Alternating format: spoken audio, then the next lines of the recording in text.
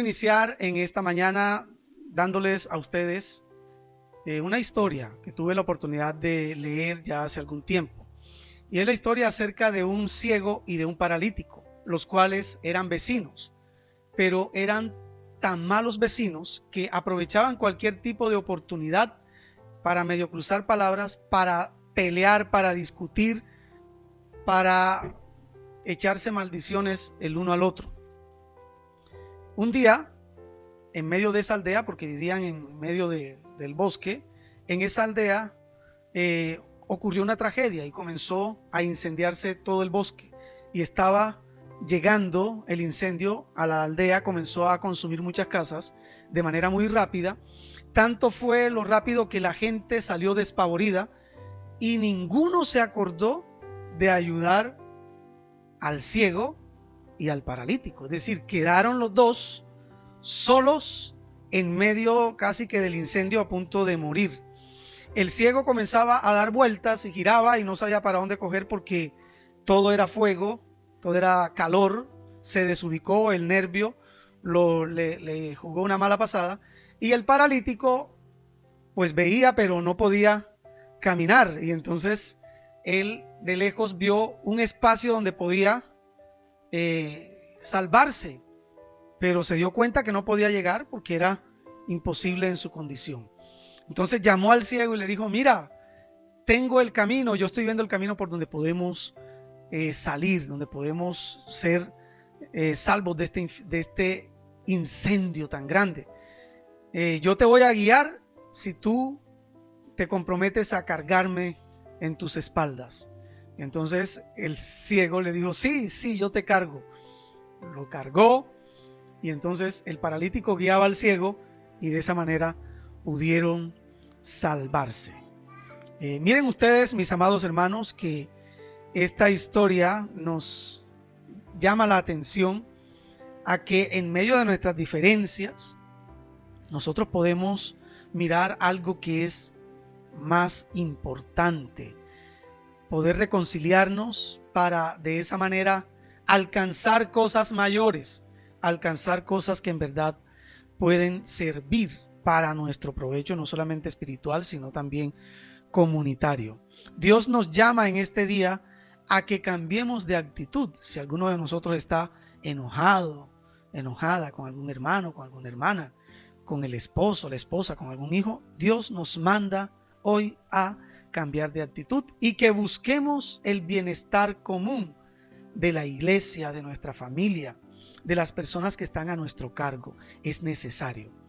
Por eso en esta mañana he llamado esta enseñanza de la palabra del Señor: perseverando en la unidad. Como les dije, esta enseñanza está fundamentada en el texto de Filipenses capítulo 4 versículos 1 al 3. Les invito a buscar este texto. Dice así la palabra del Señor: así que, hermanos míos, amados y deseados, gozo y corona mía, estad así firmes en el Señor, amados. Ruego a Evodia y a Síntique que sean de un mismo sentir en el Señor.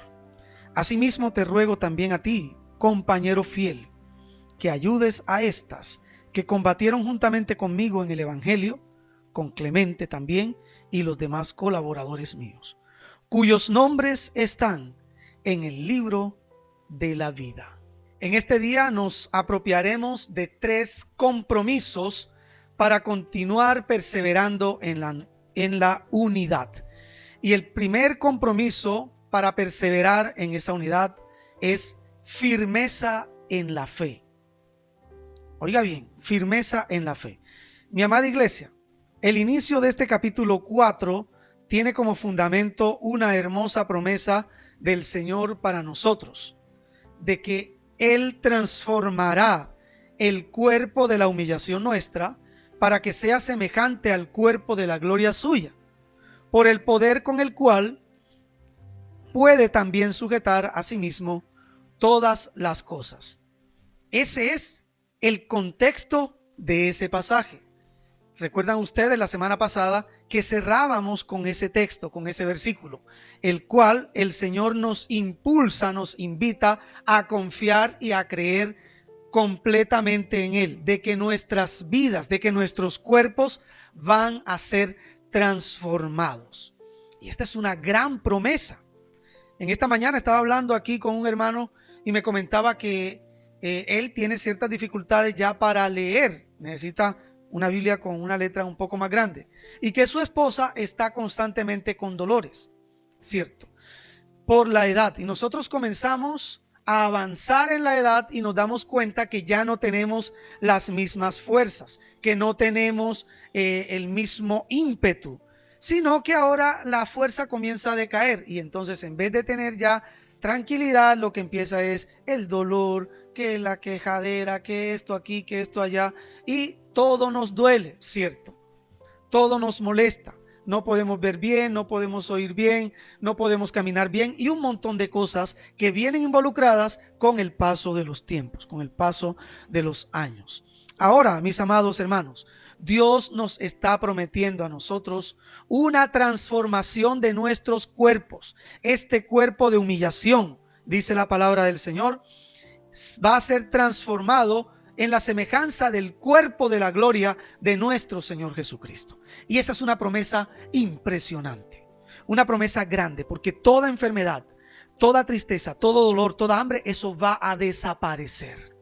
Todas esas cosas por las cuales nosotros luchamos aquí en esta tierra van a ser cambiadas, van a ser transformadas. Tu vida va a ser completamente renovada en el Señor Jesús.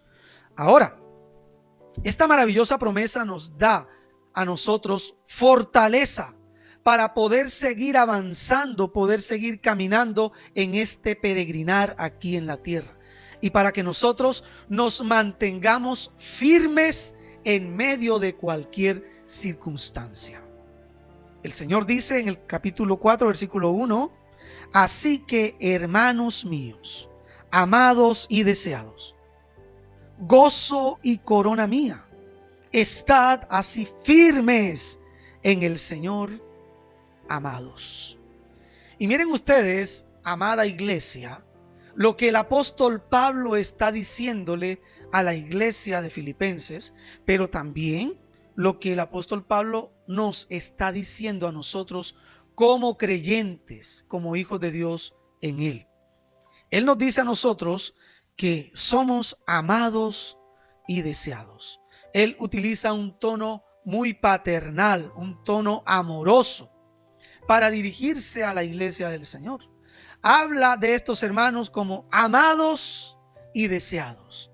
Y sigue diciendo: ustedes se constituyen en mi gozo y en mi corona. Miren cuán importante es esta palabra, porque el apóstol Pablo se gozaba con la presencia de los hermanos, pero no solamente los veía como un motivo de gozo, sino que también los veía como su corona.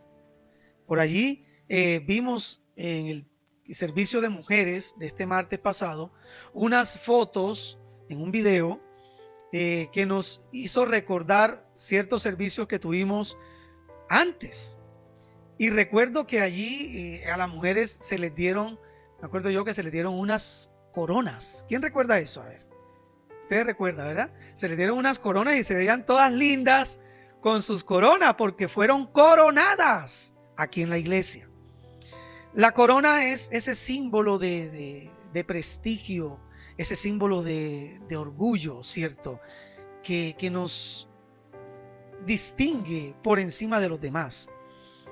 Miren ustedes, Pablo dice que la iglesia es su corona. Nosotros somos la corona del Señor. Qué hermoso, ¿cierto?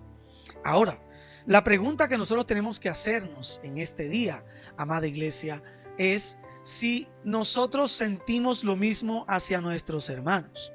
Cuando nosotros vemos a nuestros hermanos, nos gozamos, nuestro corazón se llena de alegría, se llena de gozo, de satisfacción, porque vemos a nuestro hermano aquí en la iglesia.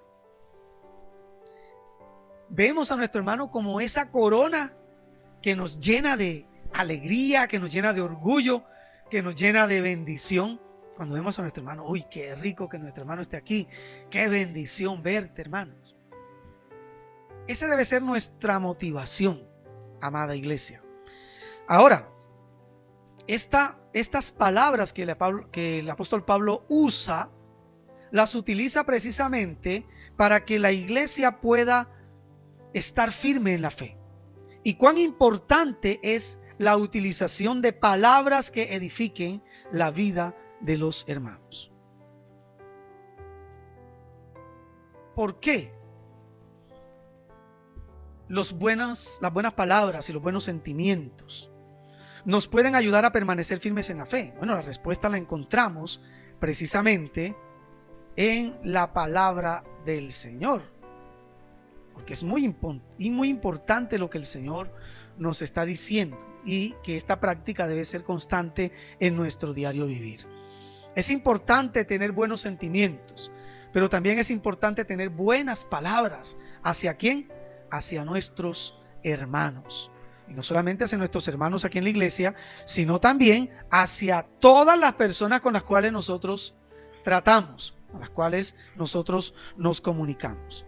¿Por qué es importante? Porque nos muestra la verdadera intención del corazón.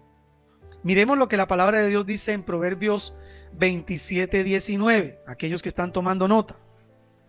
Dice la palabra del Señor: como el agua al rostro corresponde al rostro, así el corazón del hombre al del hombre. Hablando en otras palabras un poco más sencillas, así como el rostro del hombre se refleja en el agua y corresponde a lo que él es, así también el corazón del hombre hace ver su rostro. Su corazón saca a relucir lo que en verdad es la persona. Aquí el Señor nos dice que ese reflejo del corazón es el actuar mismo de las personas. Tarde o temprano, nuestras acciones van a hacer relucir lo que está dentro de nosotros. ¿Me está escuchando? Por eso hay que prepararnos, y por eso hay que alimentarnos de cosas buenas, para que nosotros podamos también entregar cosas buenas a otros. La palabra de Dios nos dice a nosotros que el hombre del buen tesoro de su corazón saca ¿qué? Buenas cosas. Saca buenas cosas. Y también nos dice la palabra de Dios que de la abundancia del corazón habla la boca. Ahora, el Señor nos pide que nosotros transformemos nuestro corazón y que tengamos buenos sentimientos hacia nuestros hermanos, hacia nuestros familiares, hacia nuestros hijos. Pero nosotros mismos necesitamos esos sentimientos meterlos dentro del corazón. ¿Y dónde hallamos esos sentimientos? En la presencia de Dios. El Salmo 51:10, a los que están tomando notas, dice la palabra del Señor: crea en mí, oh Dios, un limpio corazón y renueva un espíritu recto dentro de mí. ¿Quién puede crear en nosotros un corazón limpio? ¿Quién puede crear en nosotros sentimientos puros? ¿Quién puede crear en nosotros palabras que edifiquen la vida de otras personas? El Señor. La presencia gloriosa de su Santo Espíritu. Por eso el salmista dice: crea en mí, oh Dios, un limpio corazón y renueva un espíritu recto dentro de mí, dentro de mi vida. Además, es necesario que nosotros tengamos buenos sentimientos y buenas palabras hacia nuestros hermanos, porque esto ayuda a alentar el corazón de ellos, ayuda a alentar el corazón de nuestros hermanos. Notemos que el apóstol Pablo habla al corazón de la iglesia, para que la iglesia permanezca firme, para alentarle a seguir adelante. Un corazón acorde al de Dios va a producir sentimientos que estimulan a los hermanos a que puedan ellos avanzar. Y eso es lo que deseamos nosotros a través de estas predicaciones, que usted pueda avanzar, que usted pueda continuar en medio de la lucha, en medio de los problemas, en medio de las dificultades. Usted pueda seguir avanzando firme en la fe, sin distorsionarnos ni a la derecha ni a la izquierda. Recordemos lo que el Señor Jesús nos dijo en su palabra. Allá en Efesios 4:29 dice la palabra del Señor: ninguna palabra corrompida salga de vuestra boca, sino la que sea buena para la necesaria edificación, a fin de dar gracia a los oyentes. Oiga, qué palabra tan maravillosa, ¿cierto? El Señor nos impulsa a que palabras necias, a que palabras corrompidas, a que palabras horribles no salgan de nuestros labios, no salgan de nuestra boca. Yo recuerdo que hablando con un hermano de aquí de la iglesia, él estaba hablando conmigo y se asustó y expresó unas palabras horribles. Y enseguida se escuchó y dijo: uy, se me salió. No quise decirlo. Yo le dije: hermano, lo que pasa es que de la abundancia del corazón habla la boca. O sea, usted lo tiene ahí como reprimido. Más bien se le salió porque lo tiene ahí a flor de piel. ¿Sabe algo, hermano, hermana? Nosotros necesitamos ese encuentro con el Señor para que nuestras palabras sean buenas. Así como lo dice el Señor, que ninguna palabra corrompida salga de vuestra boca, sino la que sea buena, esa palabra buena para la edificación necesaria del que te está escuchando, del que te está oyendo. Además, el Señor lo enfatiza mucho más allá en Colosenses capítulo 4, versículo 6. Colosenses 4, 6 dice: sea vuestra palabra siempre con gracia, sazonada con sal, para que sepáis cómo debéis responder a cada uno. Miren qué hermosa palabra, ¿verdad? Que nuestras palabras sean palabras llenas de gracia. Hermanos, y les digo algo, eso es un trabajo difícil. No es fácil saber hablar. No es fácil saber decir las palabras apropiadas en el momento justo, en el momento apropiado. Es más, normalmente nosotros tenemos un grave problema, es que hablamos muy rápido sin pensar lo que estamos diciendo y terminamos ofendiendo al que nos está escuchando. El Señor desea que en vez de ofender, nosotros edifiquemos, que en verdad nosotros podamos ayudar a nuestros hermanos a permanecer firmes en la fe y que ellos sean edificados a través de tus palabras. Amén. Qué bueno, ¿verdad? Así que, amados hermanos, nosotros somos llamados por Dios a edificar, a ayudar a nuestros hermanos a que permanezcan en la fe, a que estén firmes en la fe. Y nosotros podemos hacerlo a través de nuestros sentimientos y a través de nuestras palabras. Vamos a motivar a nuestros hermanos. Vamos a ayudarles a permanecer en la fe. Vamos a alentarles. Miren que es diferente a alguien que no viene a la iglesia. Usted lo ve: no has venido a la iglesia, te vas a perder. ¿Usted lo está alentando con eso? No, usted le está diciendo: estás casi condenado. Si tú le dijeras las mismas palabras, o sea, el mismo deseo de que venga a la iglesia, pero se lo dices con otras palabras, él va a decir: hermano, mire, tengo días que no te veo, sabes, nos hace mucha falta. ¿Qué te ha pasado? Cuéntame para poder orar por ti, para que tú puedas regresar otra vez al seno de la comunidad. Si hacemos eso, yo creo que va a ser mucho mejor. Alentar a nuestros hermanos con nuestras palabras. El segundo compromiso para perseverar en la unidad es puliendo las asperezas personales. Y aquí debemos tener algo muy claro. Es la realidad que al tener contacto con otras personas, vamos nosotros a experimentar roces y diferencias personales. ¿Por qué diferencias? Hombre, por dos sencillas razones. La primera razón es porque Dios nos ha hecho únicos a cada uno de nosotros. Usted es único, usted es irrepetible, hermano, hermana que está aquí. Tú eres una persona completamente diferente a todas. Eres especial, eres único delante de Dios. Y esto tienes que comprenderlo. Esa es la primera razón. Entonces, cuando nos encontramos con personas únicas, va a ser muy complejo hablar y dialogar y ponernos de acuerdo. Porque yo soy único y tú también eres única, entonces tú quieres pensar de una manera única y yo también quiero pensar de una forma única. Y por eso el apóstol Pablo nos impulsa a permanecer en la unidad y a limar las asperezas que nosotros podamos tener como hermanos. La otra sencilla razón, hermanos, también que tenemos diferencias es a causa del pecado. El pecado nos incita, el pecado nos vuelve egoístas, el pecado nos vuelve resentidos, el pecado nos vuelve sensibles ante cualquier cosa. Es como los hermanos o la pareja que está buscando cualquier motivo, cualquier detalle para discutir, así como aquel ciego con aquel paralítico. Cualquier motivo lo tenían como una excusa para ofenderse y para pelear.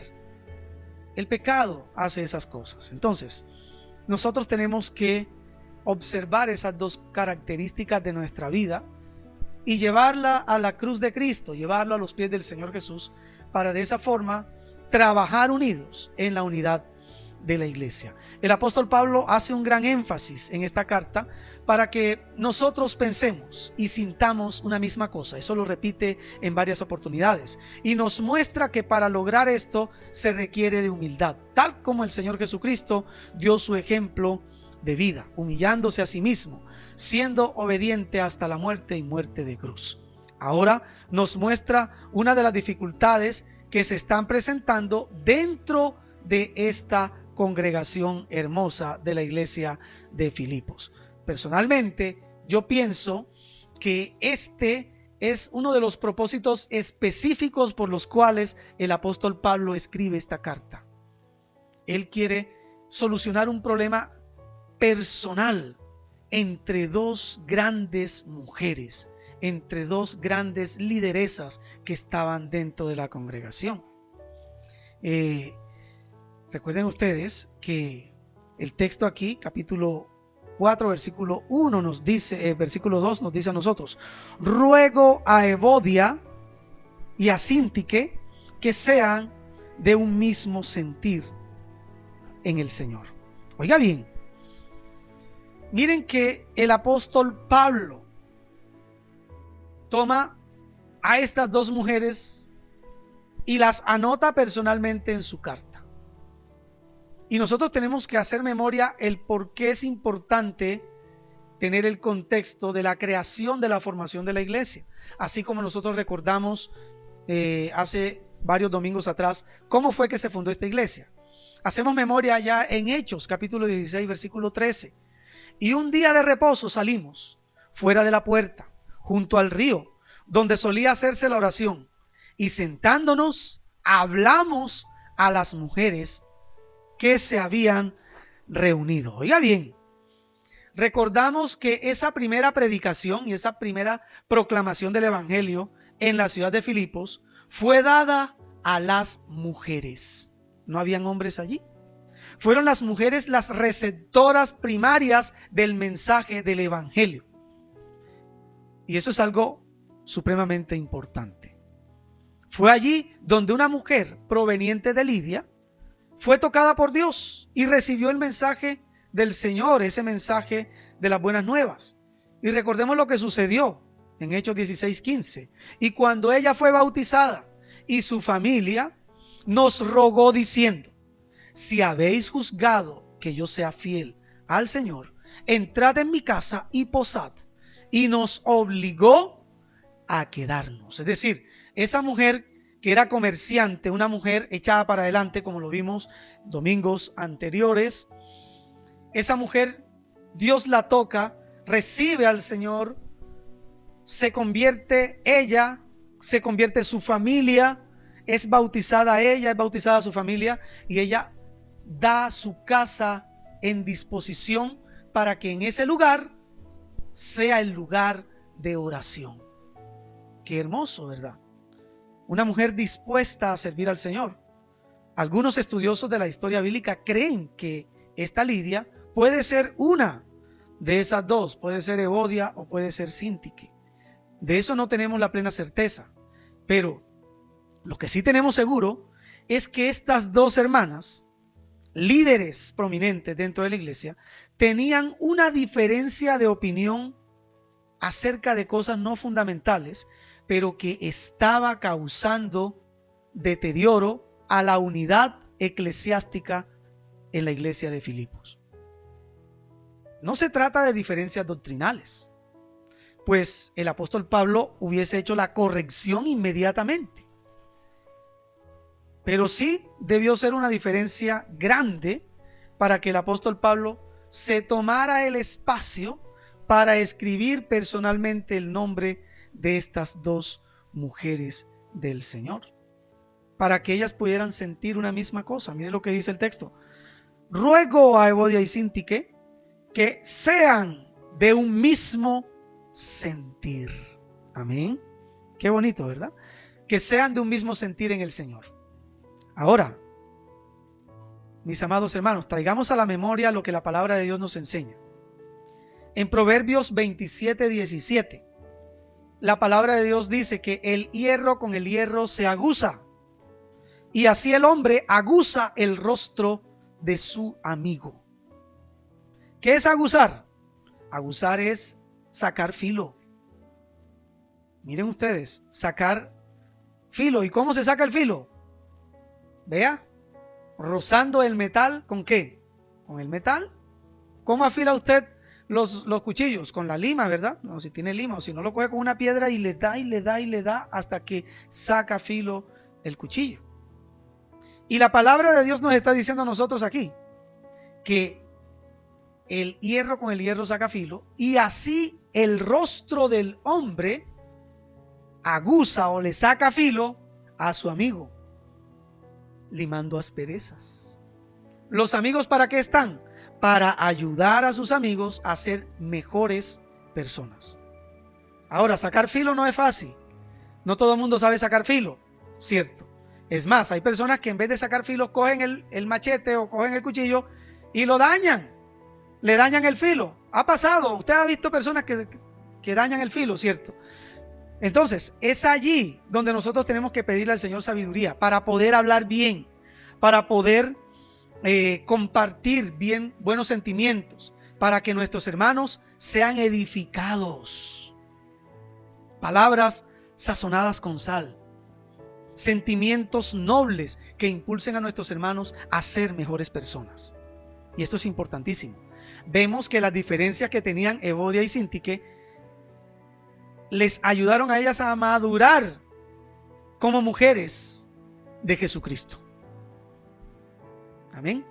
Es decir, que las diferencias, mis amados hermanos, no son motivos para romper la comunión entre los hermanos, sino por el contrario, nuestras diferencias son el motivo perfecto para que nosotros seamos perfeccionados, para que nuestras asperezas sean limadas, para que nuestras diferencias sean pulidas al punto de que ese roce con mi hermano y esas diferencias me ayuden a mí a ser mejor persona, te ayuden a ti a ser un mejor creyente, te ayuden a ti a avanzar en el camino del Señor.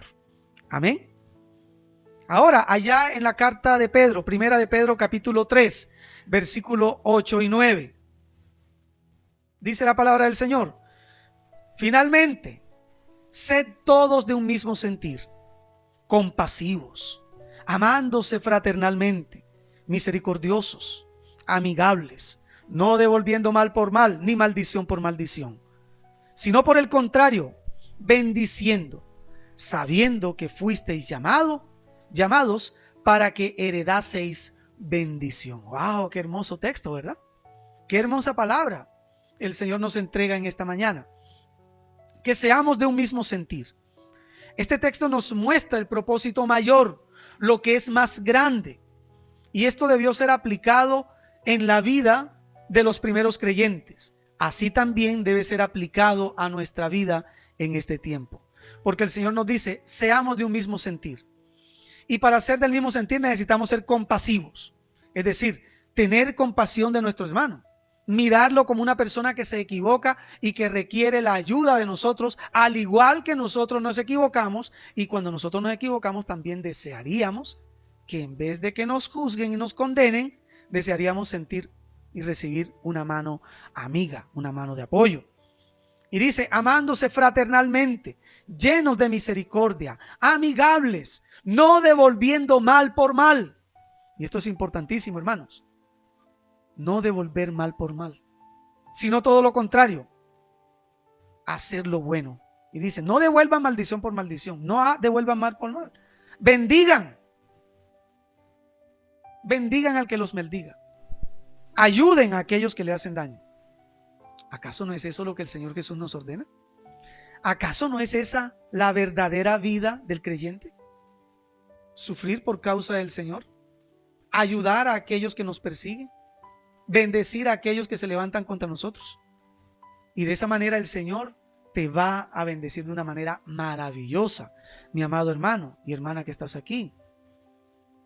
El Señor nos impulsa a que nosotros también podamos practicar ese tipo de conductas y de comportamientos desde hoy.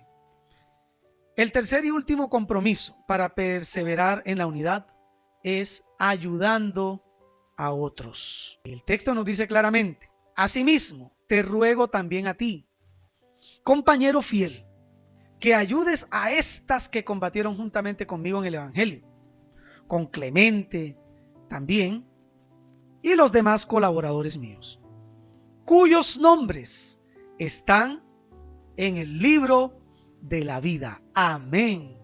Qué bonito, ¿verdad? Qué hermosa palabra el Señor nos entrega en esta mañana. Es como un aliciente. Pablo le pide la ayuda a un hermano no identificado. No sabemos quién era ese hermano, para que él ayude a solucionar esas diferencias que existían entre Evodia y Síntique. No sabemos quién era ese hombre. No sabemos quién era ese hermano al cual le encomendaron tan tremenda tarea. Pero podemos sacar algunas conclusiones de su carácter que están implícitas en este texto que acabamos de leer. En primer lugar, nosotros podemos notar que esa persona es una persona dispuesta a ayudar. Y eso es obvio. Pablo le solicita el favor de que ayude ¿a quién? A esas dos hermanas que están pasando dificultades. Pero para pedirle ayuda a alguien, ¿usted a quién le pide ayuda? ¿A alguien que está dispuesto o a alguien que no está dispuesto? Al que está dispuesto, ¿verdad? Si usted sabe que alguien siempre le dice, no, yo no hago eso, no, yo no voy a hacer estas cosas, yo tampoco no, y siempre te dice que no te va a ayudar, ¿usted le pide la ayuda a él? Y si usted tiene un amigo que siempre te dice, oye, para las que sea contigo, ¿viste? Mira, yo te ayudo, y cuando usted necesita, usted sabe que cuenta con él. ¿Usted a dónde va? ¿Al que le dice que no o al que le dice que sí? Que le dice que sí. ¿Y para qué va a perder el tiempo con aquel que le dice que no? Si ya usted tiene a alguien de confianza y decirle, oye amigo, tengo esta necesidad, colabórame con esto. Y usted sabe que esa persona siempre le va a decir que sí, con mucho gusto, yo estoy aquí para las que sea contigo. Ahora, Pablo habla de este hombre y muestra que tiene un carácter de ayudar a otros. Mira que le dice, y te ruego a ti, asimismo te ruego a ti, compañero fiel, que ayudes a estas, que ayudes. Es decir, este hombre estaba dispuesto también a ayudar. En segundo lugar, es una persona fiel. Pablo le describe como compañero fiel y alguien que está al lado del otro. En el texto griego quiere decir que está enyugado, es decir, hace referencia a los bueyes que comparten el yugo. Usted sabe que un buey, una yunta de bueyes es dos bueyes que les amarran ¿qué? Un palo que se llama el yugo, para que esos bueyes puedan jalar con su fuerza el arado. Y siempre esos bueyes trabajan a la par. Trabajan en el mismo caminar. No tienen para dónde irse. ¿Qué tal un buey jalando para allá y el otro para acá? O sea, eso no funciona. Los dos trabajan hacia una misma dirección. Y eso es lo que está diciendo Pablo aquí. Habla de que ese compañero fiel es que está enyugado con él. Es decir, trabajan con la misma intención. Tienen la misma disponibilidad. Es decir, es una persona completamente de confianza del apóstol. Y por eso le dice compañero fiel. Estás enyugado conmigo, estás amarrado conmigo. Tenemos el mismo sentir, pensamos de la misma manera. Miren que es la misma práctica de lo que el apóstol ha venido diciendo a través de toda esta carta. Pensemos una misma cosa, sintamos una misma cosa, vivamos a Cristo de la misma manera. En tercer lugar, es una persona que trabaja en equipo. Notemos que el apóstol Pablo hace una alusión al trabajo de Evodia, Síntique, de Clemente y de otros colaboradores suyos. ¿Y por qué llama a este compañero fiel? Se nota que él era un trabajador en equipo, que trabajaba con Evodia, con Síntique, con Clemente, con otros muchos que estaban a la par con Pablo. Tenía muy buenas cualidades para desarrollar esta misión de trabajo en equipo, de ayudar a arreglar los problemas, de ayudar a solucionar dificultades. Este compañero fiel, del cual no tenemos nombre. Por último, era una persona de paz. Oiga bien, esto es importante. En el carácter de este personaje, que no tiene nombre, como les he dicho, podemos ver cumplido el texto de Mateo, capítulo 5, versículo 9. Una bienaventuranza, dice: bienaventurados los pacificadores, porque ellos serán llamados hijos de Dios. ¿Qué le tocó hacer a este compañero fiel?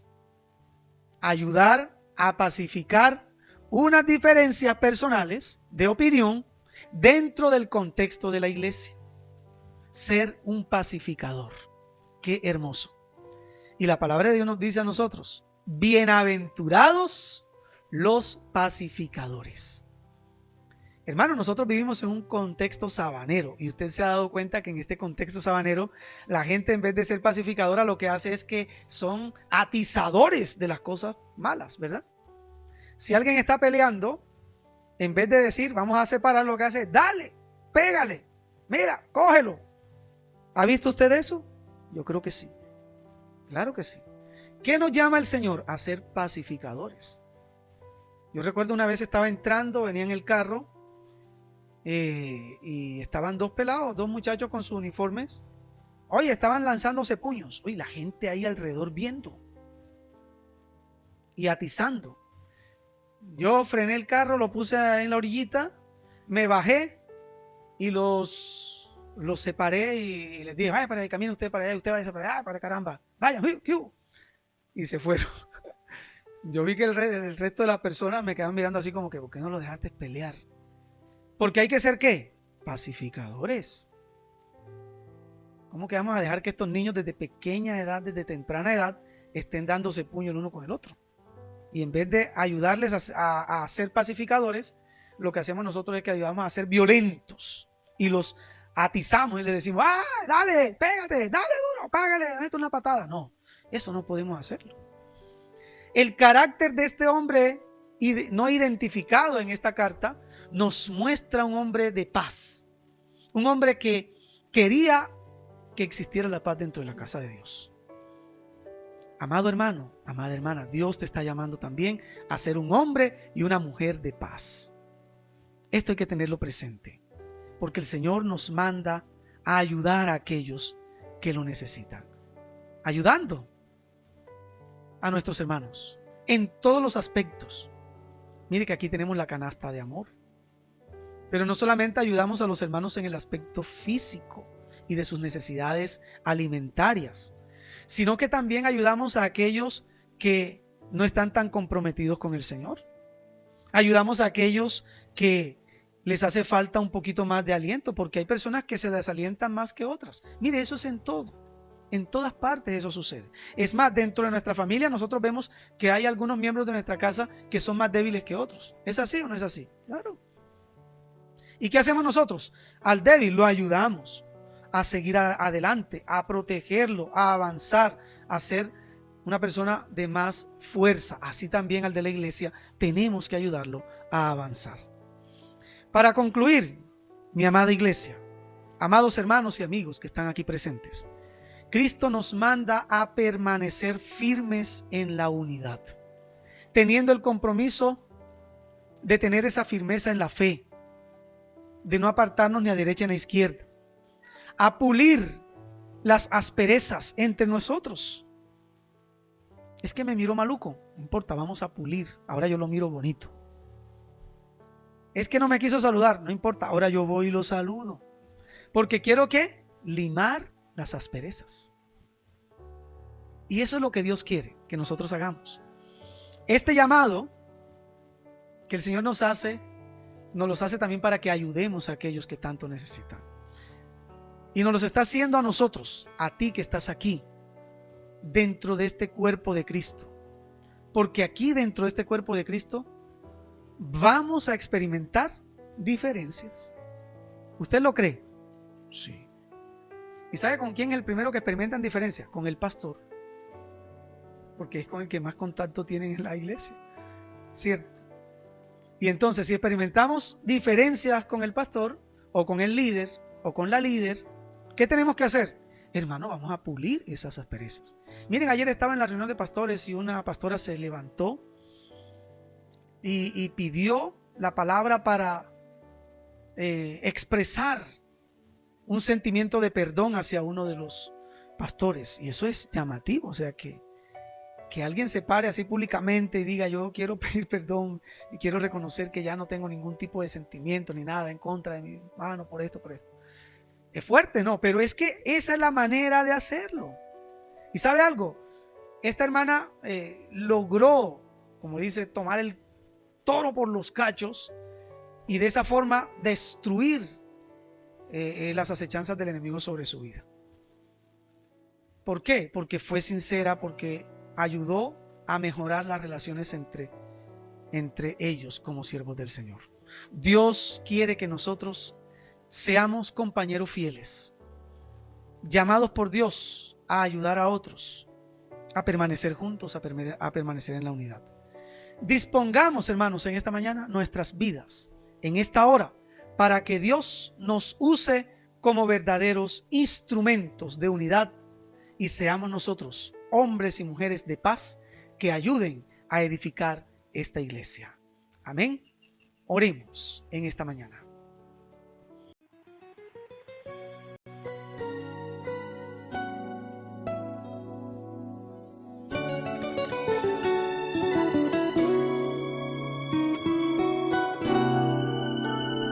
Oh pecador, si tú pudieras comprender cuando te llama la voz del Salvador, y si pudieras humillar tu corazón para después sentir el gozo de su amor.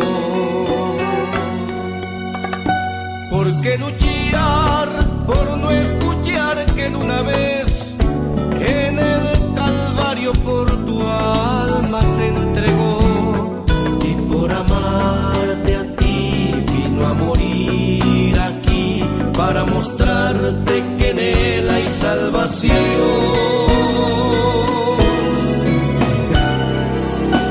Oh, si comprendieras lo inmenso de su amor,